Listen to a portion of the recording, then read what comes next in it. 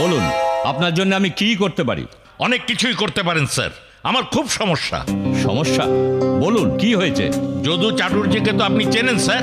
কেন চিনব না? সে তো আপনারই ভাই।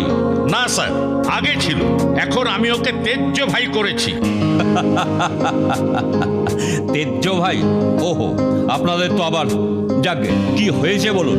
যদু চাটুর্যের পেট্রো আমার ফ্যামিলিকে ঠোকরাচ্ছে, আমার সম্পত্তি নষ্ট করে ফেলেছে। আপনি এর বিহিত করুন। ঠিক কি বললেন? পেট্রো?